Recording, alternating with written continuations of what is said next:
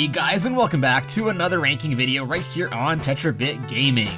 So I've already ranked all of the assist trophies and final smash moves in Super Smash Bros. Ultimate, so to finally complete the trinity, it's now time for me to take a look at the game's Pokemon. Assist Pokemon have been around since the series beginning on the N64, and they've always been one of my favorite items to get. To nobody's surprise, some of the Pokemon in Ultimate are good, and some not so good. So in this video, I will be sharing my thoughts and ranking them all from worst to best. This list is of course based on my subjective opinion, and just like with the assist trophies, I'll be ranking the Pokemon based on effectiveness on small to mid-sized stages, and against single and multiple opponents. And with all of that said, let's rank some Pokemon. Starting off this list is a no-brainer. Goldeen is, and has always been, the absolute worst Pokemon you can get in every Smash game to date. Goldeen uses the move Splash, which just like in the Pokemon games, has no effect whatsoever. Either way, out of all the Pokemon that you can get in this game, Goldeen is definitely the worst. Mew is one of my favorite Pokemon, but just like Goldeen, it does nothing. I almost wanted to rank Mew lower than Goldeen, since Mew is much more rare and it's almost more disappointing to see it pop out and just fly away. It's like winning the lottery, but the prize is just having a look at all the money for a few seconds. It's also kinda lame that Mew was nerfed from Smash 4, where it would at least tend to drop an item like a CD or trophy, but I guess it's still better than a flopping fish. Some might disagree here, but I think Gardevoir is pretty useless.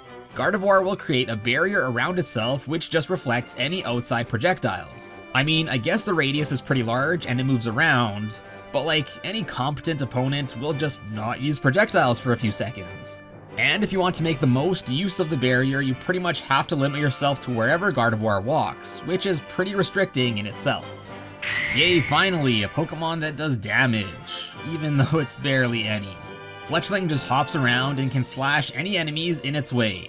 It's good that it moves around a lot, but it's just so slow and avoidable, and even if you do get hit, the damage is basically negligible. Honestly, Eevee is almost tied with Fletchling since they're both better and worse in some ways. And Eevee jumps between spots a lot slower and tends to cover less ground than Fletchling. But on the other hand, Eevee does a lot more damage and will deter opponents from entering its space. Palkia is similar to several assist trophies that equally harm both players. By using the move Spatial Rend, Palkia will flip the entire stage upside down, which also inverts movement controls for both players. This really doesn't help you at all, and could even cause you to fall off the stage if you're not careful. On the flip side, Palkia also essentially becomes a very large hitbox that does a bit of damage if an opponent comes into contact with it, so at least that's a positive. Alolan Exeggutor is one of the goofiest looking Pokemon out there, and its role as an assist Pokemon definitely suits its appearance. Unfortunately though, it's not all that effective. Exeggutor will use its long neck to basically split a stage into two sections.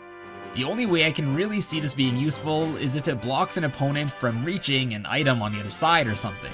Electrode is another Pokemon that's been in every Smash game to date, and again, just like it's always known to do, it just self-destructs. Its area of effectiveness isn't all too small, and it does decent damage and knocks back pretty hard. But the problem is, it can also hit you too if you're not careful. Electrode can also be picked up and thrown just before it explodes, which gives it better range, but it can also be picked up and thrown by opponents too, which is of course no good. Entei will cause nearby players to trip and remember the good old Brawl days. Entei's area of effectiveness isn't too big, and the move is only effective when opponents are on the ground near Entei, so just stay in the air or move far enough away and you're safe. Also, even if you do manage to trip an enemy, they don't stay down for too long. So sure, you can maybe get a free hit, but definitely not a charged up smash attack or anything. Oshawott basically just surfs on a wave in one direction and will damage and carry away any opponents caught in the way. Even if it carries an opponent off stage, most of the time it's still very easy for them just to jump right back. Oshawott's surf is also very easy to avoid with just a simple jump. Bellossom is again another Pokemon that's been in Smash for a while with the same effect. Yes, this is really good because it essentially gives you a free charged up smash attack, which can be an instant KO at higher percentages, but Bellossom's range is just so small that it's very easy to avoid even in smaller stages. Swirlix is up next and works just like the Ashley Assist trophy as it produces some pink smoke that greatly slows down any opponents in range. The range of the smoke, however, is quite a bit larger than Belossom's, but it's still kind of easy to avoid. And even if an enemy is caught in the cloud, you have to act pretty fast if you want to get a good free hit out of it. Go-Goats act kind of like Oshawott, except that they will move back and forth instead of just right off the stage. They do a fair bit of damage, but they're super unreliable as they don't tend to really home in on enemies all too well, and they can often bonk into walls, which causes them to waste time. Enemy fighters can also ride them without taking damage, which is kind of cool, but not helpful. And for some reason they can't combo an enemy in the air, which would have made them that much more effective. For this next entry, I'm going to bundle Vulpix and Fennekin together since they essentially do the same thing. Both will shoot out a fire attack which will erupt into a pillar of fire, much like Ness's PK Fire. This can be very useful if an enemy does get engulfed in a pillar, which can give you a free hit pretty much, but since there's so much time between each of their attacks, it makes it very predictable where they're going to attack next, making it super easy to avoid entirely. Yes, this game features both regional variants of Vulpix, and the Alolan one works pretty similar to the regular one. This time, instead of a fire attack, an ice one is used, which will freeze enemies if hit. It can be argued either way if the fire or ice attack is better, but I just find that Alolan Vulpix has much better range for its attack, making it a lot more effective in most cases. Next up is Spupa, who will puff up some stun spores if hit by any player, which will cause all enemy fighters within range to become stunned. It's basically like Bellossom, and you can get a free hit or two, but I guess it's a bit better since it can be moved around slightly, and it's a bit more unpredictable. But just like with Gardevoir, to get the most use out of Spupa, you pretty much have to stay close to it, which limits your movement. Chespin is good at covering an area and deterring other fighters from entering it, just like Vulpix and Eevee, but it will cover more area and in each direction at the same time. Chespin's Seed Bomb move also deals quite a bit of damage, and it launches surprisingly far. Even though it's better than something like Vulpix, the area of effectiveness is still fairly small, and since Chespin is stationary, and there's time between each blast, it can still be pretty difficult for Chespin to hit enemies. If you remember Meowth from the original Smash Bros. Game, Dedenne works basically the same way. It will emit an electric beam in 4 directions, which will then rotate. It's kind of in the same camp as Chespin, only I think Dedenne is much better since it covers more area and is more effective at deterring players from entering its territory. Moltres is a pretty disappointing legendary Pokemon to get. Moltres will appear on the stage for a bit and then just fly upwards. Moltres does do significant damage, like over 40%, but it's just so easy to avoid. Suicune works similar to previous games and will freeze nearby enemies and use the Aurora Beam move, which acts as a big sideways beam. Sure, it can pierce through objects, deal pretty heavy damage, and freeze enemies, but it just doesn't last very long, and the beam is pretty thin. And by the time Suicune uses Aurora Beam, enemies can quickly just plan to avoid it. It's effective, just easy to avoid. Snorlax works basically just like Moltres, but after jumping up, Snorlax will come back down after, bigger in size. This basically gives 2 chances to hit, and Snorlax seems to have a larger hitbox than Moltres. But again, pretty easy for enemy fighters to just move out of the way if they see Snorlax coming. Metagross is a bit of a toss-up since it can be really effective, but only if an enemy is close enough. If they are close enough, they will get slammed and trapped in the ground for a bit, which can lead to a free, easy hit. But wait too long, and either Metagross will just hit the player out, or the player can just escape. And just like Entei, on any stage with platforms, Metagross is very avoidable, and players can easily just stay off the ground near it. Togedemaru is another Pokemon that works kind of like Chespin or Fennekin in that it's good for covering an area. That said, Togedemaru is I think quite a bit better since A, the electric move seems to be a lot more powerful, and B, even if the first move misses or Togedemaru is spawned away from enemy fighters, it will actually roll into another spot and try its move a second time. I think this extra mobility makes it much more effective. Although it looks different, Lunala functions essentially just like Snorlax. It deals a decent chunk of damage, and thankfully Lunala will use the move like 3 times and move around, but it's still fairly predictable and easy to stay clear of. Okay, I'm getting kind of tired of saying this, but again, Lugia is basically just like Lunala and Snorlax, but the Aero Blast move at least tends to be a little bit less predictable where it will hit in the vertical axis. Overall though, unfortunately Lugia doesn't stay for very long, and the area of effectiveness is still kind of narrow, even on smaller stages, making it pretty avoidable. Up next is Deoxys, and again while falling into a similar category as the past few Pokemon, I think that he's a bit more effective. Deoxys will fire a thin Hyper Beam, which although it doesn't have a big hitbox, can seriously damage fighters and instant KO at higher percentages. It can also be very useful for comboing enemies into the beam and for ledge guarding. The problem is, it's always unknown which Pokemon you're getting, so you can't really plan on getting Deoxys. And if you end up spawning it somewhere further from opponents, it's basically useless. Meloetta may not hit nearly as strong as Pokemon like Suicune or Deoxys, but the projectiles it spawns have much better range and can hit opponents almost anywhere on screen. Meloetta will shoot 2 orbs twice, and they bounce off the edges of the screen, giving them lots of opportunities to hit an enemy or 2. Up next is your boy Togepi, and I'm placing Togepi right in the middle of this list because you never know what you're gonna get with its metronome move. It could be absolute trash, like making the entire screen go completely black, or something awesome like putting anyone to sleep in a very large radius. There's already luck associated with which Pokemon you're going to get, and this is just another layer of having to get lucky. Super unreliable, but I guess it can be really good if you are lucky. Meowth is next, and just like you'd expect, they use the move Payday and shower enemies with a barrage of coins.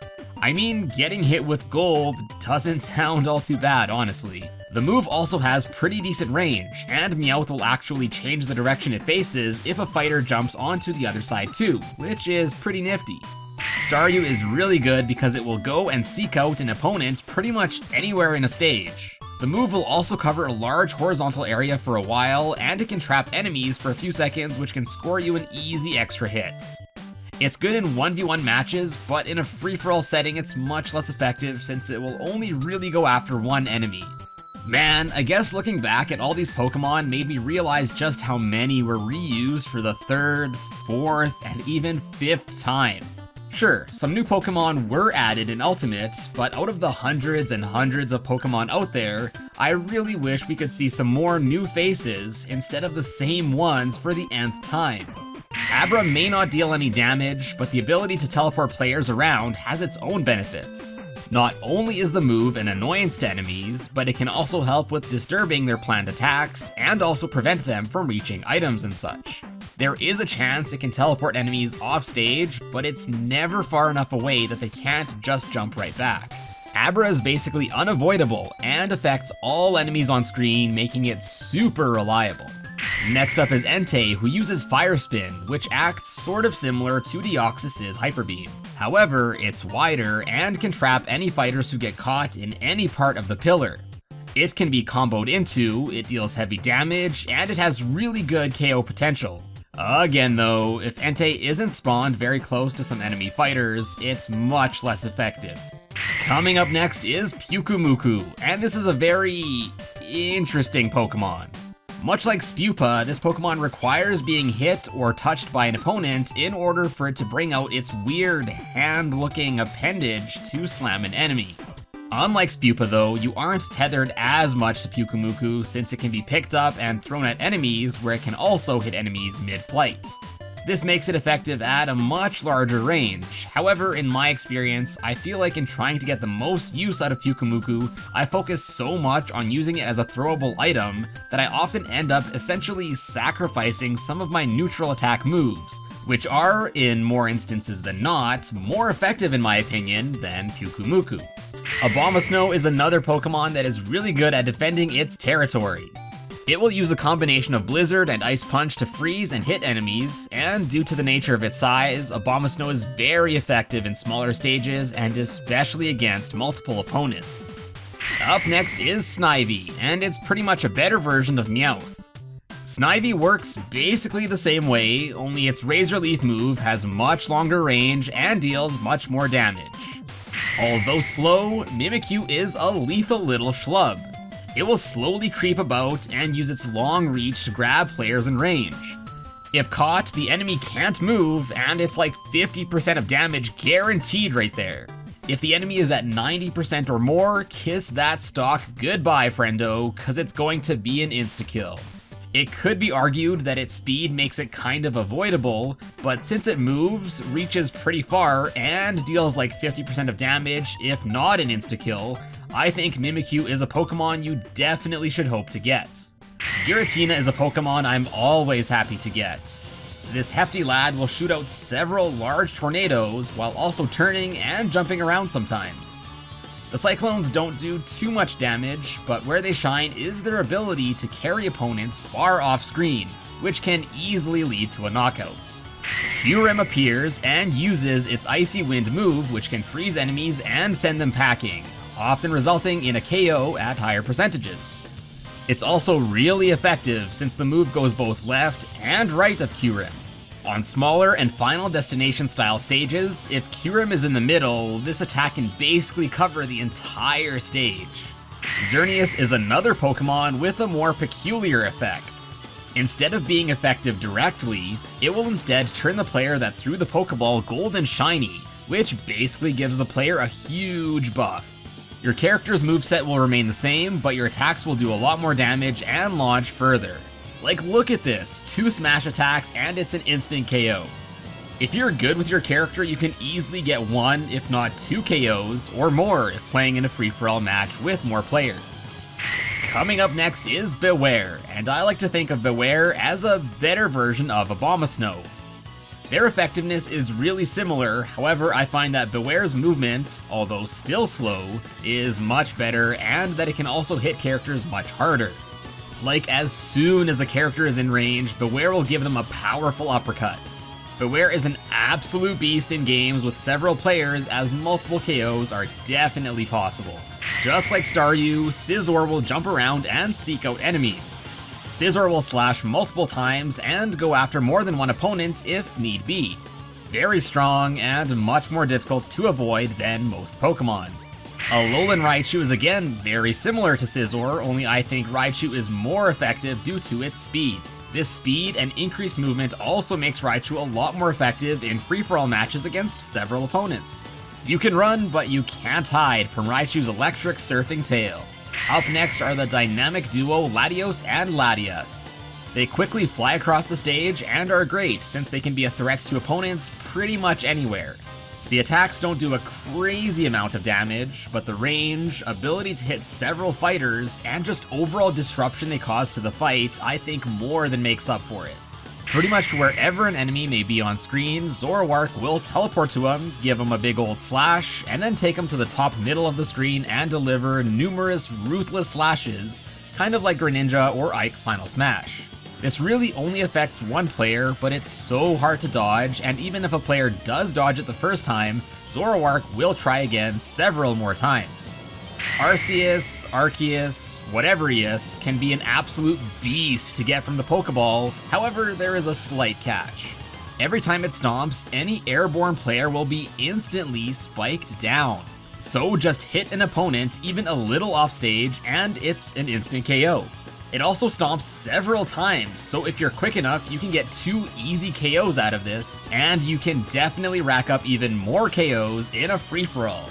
Darkrai is another Pokemon that is super hard to avoid. It doesn't stick around for too long, but in the time on screen, Darkrai will use Dark Void to shoot an orb that instantly puts enemies to sleep, while also dealing constant damage upwards of 30%.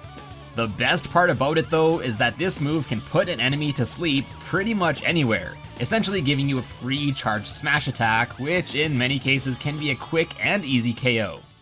Marshadow is one of my favorite Pokemon to get since it's almost guaranteed to result in at least one KO. Similar to the Death Hands from Ocarina of Time, a shadow will appear under an unsuspecting player, stun them with an uppercut, which gives you a free hit, but if you aren't close by, no worries, since Marshadow will perform a sort of ghostly Falcon Punch move to launch the player. Marshadow will also do this like 3 times, so it can either try to stun one enemy several times, or several different enemies. Be it Marshadow's punch or a charged smash attack during when the opponent is stunned, these are great opportunities for knockouts. Ditto is next, and it's about time it makes an appearance in a Smash game. For those of you that have seen my Lost Bits video on Super Smash Bros. Melee, you may remember that Ditto was actually planned to debut way back then. Well, in Ultimate, it retains its planned ability to take on the shape of the player that threw the Pokeball to summon it. Ditto now essentially becomes a second player on your team, whether it be double teaming a single enemy, fighting others far away for you, or picking up items and such. Ditto is very effective in almost any situation. Genesect is very effective, especially against multiple opponents.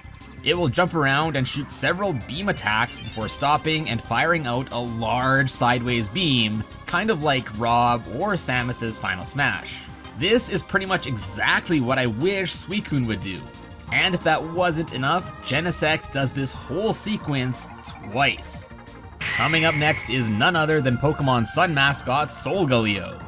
Solgaleo will plop onto the stage and then shoot out several large fire beams in whichever direction enemies may be in, thus making the area of effectiveness very large.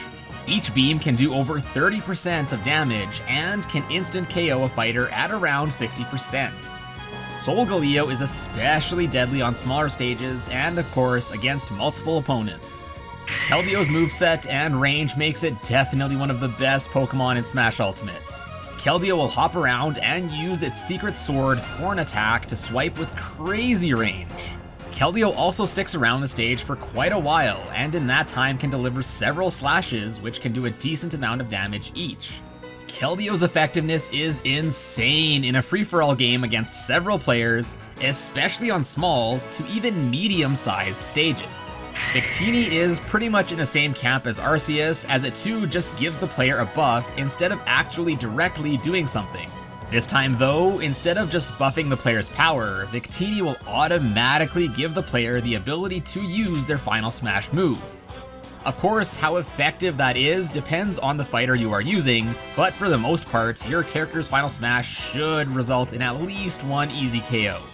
That slight uncertainty and dependence on player skill is the only thing really keeping Victini slightly lower. At number 2 is none other than Kyogre. This mad lad appears on screen and then starts a relentless hydro pump, which, even though it doesn't do any damage, can easily push an opponent off screen. Like, there is little chance of survival here. The water blasts are just so massive and frequent that the only real way to avoid this is to reflect them. Kyogre is essentially a free kill, and if it KOs fast enough, maybe even 2. The only reason I don't think Kyogre is quite the best is because I found Kyogre was not quite as effective against multiple fighters, but even so, you're bound to get at least 1 kill.